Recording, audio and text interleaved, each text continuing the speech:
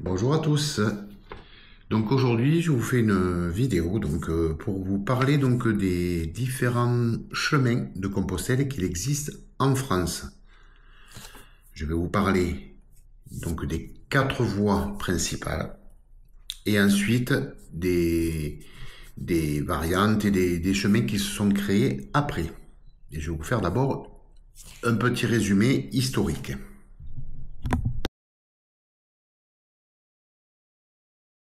Donc l'histoire des chemins de Saint-Jacques remonte dans les années 800 après Jésus-Christ, quand un certain prêtre, un certain évêque, veuillez m'excuser, qui s'appelle Théodomiro, pense avoir découvert le tombeau de Saint-Jacques, de l'apôtre Saint-Jacques.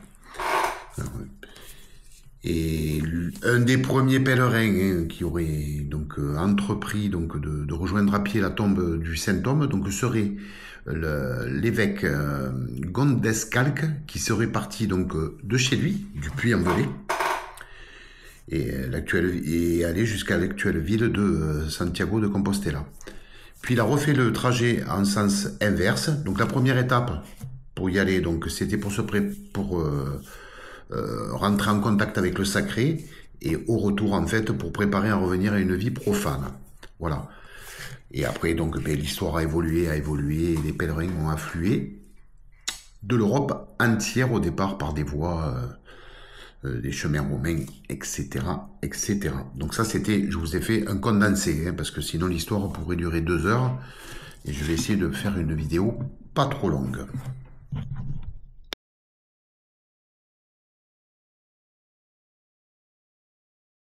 Donc les 4 chemins officiels, là je vous les ai affichés contre le mur. Donc vous avez la voie de Tours, qui part de Paris, qui passe par Blois, Tours, donc c'est la voie Turonensis, Poitiers, Saintes, voilà, et qui arrive jusqu'à Saint-Jean-Pied-le-Port. Vous avez la voie de Vézelay, qui part de Vézelay. Vous avez 2 façons d'y aller, soit vous passez par Bourges, soit par Nevers, Limoges, Périgueux, et qui arrive également à Saint-Jean-Pied-le-Port. Alors, je vous expliquerai après. Le GR65, alors il n'y a pas le Puy-en-Velay là, mais c'est... Si, il est là, pardon, veuillez m'excuser. Donc le Puy-en-Velay qui passe par l'Aubrac, Estin, Conques, Figeac. Donc là, ils ont rajouté la voie de Rocamadour, mais il manquerait la voie du Célé qui vient à Cahors également. Et qui passe par la Roumieux, Aire-sur-Adour, et qui arrive également à Saint-Jean-Pied-le-Port. Ces 3 voies se rejoignent à la stèle de Gibraltar au Pays Basque, donc avant d'arriver à Saint-Jean-Pied-le-Port. Et vous avez la 4e voie, qui est la voie d'Arles. On peut partir d'Avignon pour aller à Nîmes, revenir à Arles. Mais sinon, elle part d'Arles, Montpellier, Saint-Guilhem-le-Désert, et elle reprend une autre voie, qui part de Toulouse, pour aller jusqu'au col du Somport, direction Raca, en Espagne.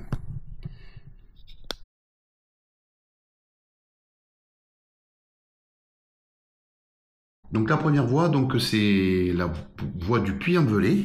Donc je vais vous mettre plein de photos en description, dans l'angle là. Donc comme ça vous verrez exactement d'où est-ce qu'elle part. Donc c'est la via Podiensis.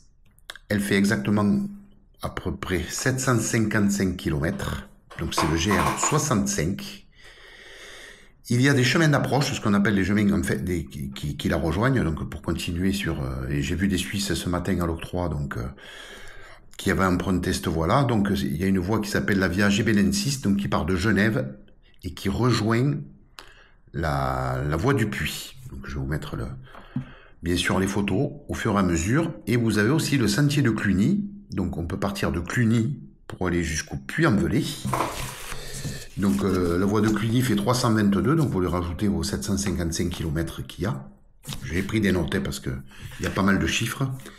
Et c'est le GR 765 au départ de Cluny, jusqu'au Puy-en-Velay, et après le GR 65, voilà. Ensuite, je n'ai pas trouvé le GR, mais on peut partir de Lyon pour rejoindre le Puy-en-Velay, bien sûr.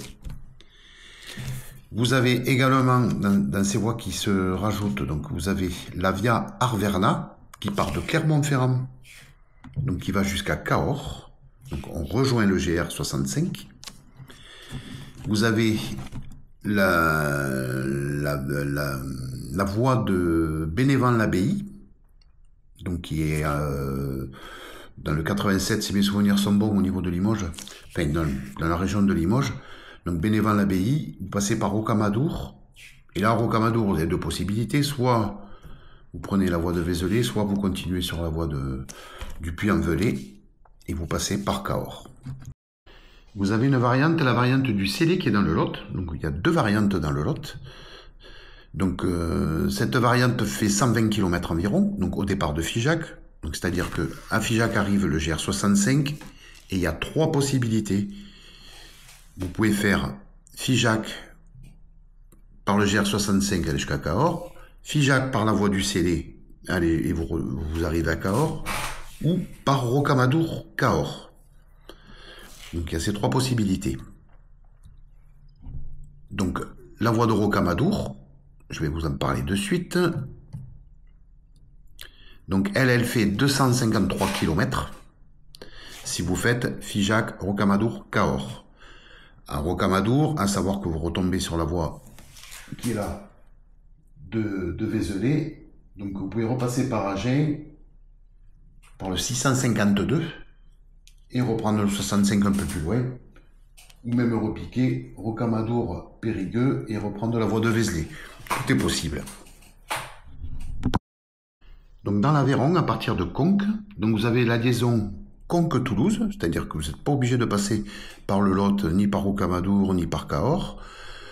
Donc elle n'a pas de nom particulier. C'est le GR62B, le GR36 et le GR46. Il y a 3 GR à suivre. Elle fait 253 km environ. Et donc ça part de Conques et vous allez jusqu'à Toulouse et vous passez par Villefranche-de-Rouergue, Najac, Cordes-sur-Ciel, et voilà, vous allez jusqu'à Toulouse. Il y a possibilité de faire un détour par Albi pour ceux qui veulent, mais il y a cette liaison-là.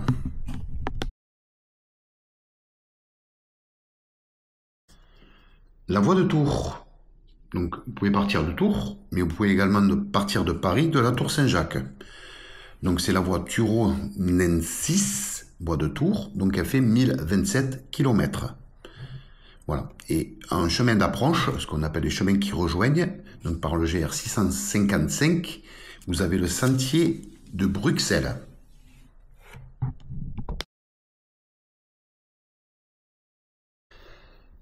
La voie de Vézelay, qui va jusqu'à Saint-Jean-Pied-de-Port. Donc c'est la voie Lemovicen-6, qui fait exactement 1100 km, donc de Vézelay jusqu'à Saint-Jean-Pied-de-Port. Donc vous avez des chemins d'approche. Donc il y a le sentier de Namur qui part en Belgique, donc qui fait 694 km.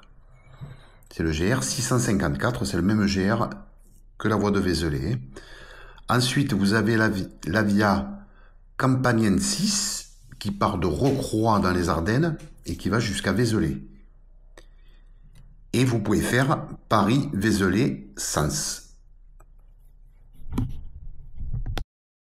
Sur la voie de Vézelay, vous avez également un itinéraire de liaison qui part de la Charité-sur-Loire en passant par Bourges, Gargilès, Champierre. Un peu plus bas, donc au niveau de la Dordogne, vous avez le sentier de Bergerac qui va directement jusqu'à Montréal du Gers. Donc vous repiquez sur le GR 65 et c'est le GR 654E et cette partie fait 184 km. Vous pouvez recouper également la voie du Piémont. La voie du Piémont, donc qui part de Montpellier jusqu'à Saint-Jean-Pied-de-Port. Donc Montpellier c'est là, c'est jusqu'à Saint-Jean-Pied-de-Port qui est là. Donc qui prend une bonne partie de la voie d'Arles, je vais vous en parler après. Donc la voie du Piémont fait 712 km. Elle parcourt la vallée d'Or. Vous avez par le GR 105, la vallée d'Ossau par le GR 108 et la vallée d'Aspe par le GR 653.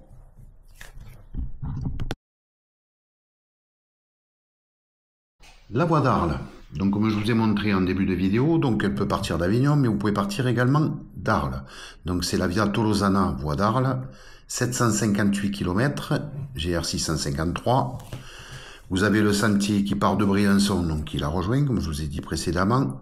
La Via Aurelia également. Et vous avez des itinéraires, le sentier de Conques-Toulouse également, vous retombez sur la voie d'Arles. Hein.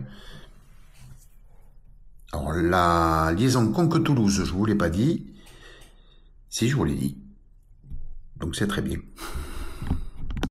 Donc la Via Aurelia, je vous en avais pas parlé tout à l'heure. Donc c'est la voie qui part de Menton en France, qui va jusqu'à Arles. Donc elle fait 697 km. Mais à savoir que la Via Aurelia commence déjà en Italie. Il me semble qu'on part de Gênes. Vous avez également pour l'Alsace donc le GR 5E2. Donc c'est le chemin de Wissembourg qui part en Alsace de Wissembourg et qui va jusqu'au territoire de Belfort. Ça fait 272 km et après bien sûr vous pouvez repiquer sur le GR65 à partir du Puy-en-Velay, hein, parce qu'il y a des gens qui partent de très très loin. En Bretagne également, donc il y a des voies qui se sont rajoutées, 4 voies, donc je n'ai pas les noms ni le kilométrage, mais bon, il y a la plus connue, celle qui part du Mont-Saint-Michel. Il y en a une autre qui part de l'abbaye de Beauport, de Loquirec, et une autre de la Pointe Saint-Mathieu. Voilà, excusez-moi, j'ai pas mis mes loupes. Donc toutes ces voies se rejoignent sur une principale qui arrive jusqu'à Nantes. Et l'année dernière, il y a un pèlerin qui était parti donc du Mont-Saint-Michel, qui était arrivé donc jusqu'à Nantes. Nantes, il est allé à Angers. Ensuite, il a remonté la Loire jusqu'à sa source. Et il a repiqué donc sur le Puy-en-Velay pour faire ensuite le GR65 pour après arriver à Saint-Jean-Pied-de-Port, faire la voie qui existe, donc qui est entre Saint-Jean-Pied-de-Port et Hendaye, et ensuite continuer par le Camino del Norte, mais ça sera une autre histoire et une autre vidéo pour les chemins espagnols. J'espère que je vous ai pas trop mis de chiffres dans la tête, ni trop de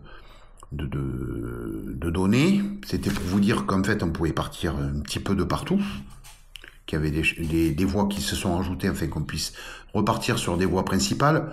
À savoir que les 4 voies, c'est là où il y a le plus d'hébergements. Le Puy-en-Velay, c'est celle où il y a le plus de passages. Donc il y a des hébergements quand même assez très très régulièrement, mais il y a des hébergements sur les 3 autres voies aussi. Moi, j'ai fait des parties de la voie d'Orle et tout, donc il y a des hébergements partout. Les 4 sont à faire, ont leur particularité, leur singularité. La France est magnifique, donc que ce soit en termes de patrimoine culturel, que ce soit en paysage, que ça soit en patrimoine gastronomique, parce qu'il faut y penser un petit peu aussi. On mange pas que des tomates et du saucisson et du fromage à la pâte dure sur le chemin. Donc on mange un petit peu des fois local. Donc toutes ces parties, toutes ces 4 voies traversent tellement de départements qu'en fait on s'enrichit au niveau culture, style de maison, abbaye, cathédrale et petites églises qui sont pleines de charme. Il y en a vraiment de superbes. Donc ces 4 voies méritent vraiment d'être vues. Et comme on dit qu'un pèlerin, donc il ferme la porte, il part de chez lui. Donc il y a plein de voies annexes qui se sont mises afin de rejoindre ces 4 chemins principaux. Donc j'espère avoir été un petit peu complet. Il doit sûrement me manquer quelques informations. Je ne suis pas une encyclopédie, j'essaie quand même de faire de la recherche. Si vous me voyez regarder en bas, c'est que je regarde mes notes parce que j'ai pas tout appris par cœur. Donc j'espère quand même avoir été relativement complet. Peut-être vous pouvez me dire, pour celles et ceux que ça intéresse, si vous voulez que je fasse un petit clip en bonus, c'est-à-dire mettre vraiment les cartes des départs des chemins, alors pas détaillé avec toutes les étapes, mais je veux dire au moins les chemins avec les variantes qu'il y a, ou les chemins qui se greffent sur les 4 voies principales, les compartimenter, mettre Vézelay, Le Puy, Paris-Tours, enfin voilà, et la voie d'Arles, et avec les chemins qui se greffent autour. Si vous voulez, je pourrais faire un petit clip photo. Vous m'entendrez pas parler. Vous serez tranquille. Et donc, comme ça, vous verrez peut-être plus, parce que là, je les mets en incrustation, mais ça apparaît, ça disparaît. J'espère que j'ai pas parlé trop vite parce que c'est hop, tac, voilà, il n'y a plus. Donc voilà pour ça. Donc la semaine prochaine, je ferai sûrement une autre vidéo pareil sur les chemins, mais là on partira plutôt en Espagne pour la suite. Je ferai une autre vidéo plus tard avec les chemins donc qui arrivent sur les chemins français de l'étranger, parce qu'il faut savoir qu'il y a les pèlerins qui partent vraiment de très loin. Là ce matin il y avait 2 Suisses qui étaient partis donc du Valais. Du Valais ils ont fait le tour du lac de Genève. Ben, je synthétisais. Voilà, lac de Genève, donc la Via Gebellensis, le Puy-en-Velay, et donc ils sont passés à Cahors et ils vont jusqu'à Fisterra. De toute façon, en principe, quand ils sont partis de chez eux en Suisse, Allemagne ou Belgique, c'est quand même extrêmement rare qu'ils disent bon ben on s'arrête à Cahors. Voilà, ou à part s'il y a un souci, une blessure, ou etc. En principe, ils vont vraiment jusqu'en Espagne et jusqu'au bout. Vous savez tout. Donc je vous ai mis les cartes en incrustation, mais dites-moi en commentaire si vous voulez que je vous fasse un petit clip, il n'y a pas de souci. Je vous mettrai vraiment les 4 voies, je compartimenterai, je mettrai un titre avec le Puy-en-Velay, nanana, avec toutes les voies qui se greffent et tout ce qu'on peut faire. Le samedi, j'ai un monsieur qui est arrivé de Toulon, je l'ai regardé comme ça, j'ai dit oui bien sûr. Il me dit si, et en fait oui, il est parti de Toulon, il est remonté sur Nîmes. Nîmes, donc il a repris le chemin de Stevenson à l'envers, en fait, pour remonter jusqu'au Puy-en-Velay. Parce qu'il y a ça aussi. On peut prendre des chemins annexes, donc du Puy-en-Velay, et du Puy-en-Velay, donc du coup, il est passé à Cahors. Voilà. Donc, il y a plein de choses possibles. J'en ai appris au fur et à mesure avec des pèlerins qui étaient partis d'un endroit et qui avaient repiqué. Mais moi, je vais aller à Lourdes avant d'aller à Saint-Jean-Pied-de-Port, donc il y a des multitudes de possibilités. Bon, il n'y a pas toujours des chemins, bien sûr, il y a des portions de bitume, hein, faut pas se leurrer. Mais ça a le mérite d'être fait, et il y en a qui l'ont fait, et bravo à eux, parce que ça fait de sacrés périples quand vous partez du Mont-Saint-Michel, ou que vous... Bon, pour nous en France, mais je veux dire ceux qui partent de Suisse, ceux qui partent d'Allemagne, des Pays-Bas. Bon, après, on a les Estoniens qui partent d'Estonie. L'année dernière, j'ai eu un Suédois qui était parti de Stockholm, donc il a fait tout le tour de l'Europe. Donc il a fait le tour de la mer, il est passé par l'Estonie, la République tchèque, enfin dans le désordre, l'Allemagne, enfin voilà. Il arrive à Cahors, il avait déjà fait 4000 km et il est allé jusqu'à Faro au Portugal, donc par le Camino Frances. Et donc il avait l'intention de remonter ensuite par le chemin intérieur pour repiquer sur Santiago et prendre le Camino del Norte pour revenir au retour. Et il m'a dit qu'il repassera à Cahors. Voilà, donc je sais pas quand, il repassera. Donc c'est bon, après il fait des pauses, il a pris une semaine à Compostelle, quelques jours en France, voilà. Il prend des pauses pour se poser quand même, pour quand on part marcher comme ça sur 10 000 ou 11 000 km. Mais bon, il est passé l'année dernière au mois d'octobre, ouais, donc voilà. Je vous souhaite une bonne fin de semaine, un bon week-end. Donc je referai d'autres vidéos sur le chemin de Compostelle. Rando, pour moi, ça va être... que je regarde mon planning, je pense que ça va être jeudi ou vendredi prochain, et dimanche avec Odile, dimanche prochain. Hasta la vista, et buen camino à ceux qui sont en cours de route, et buen camino à ceux qui le démarrent.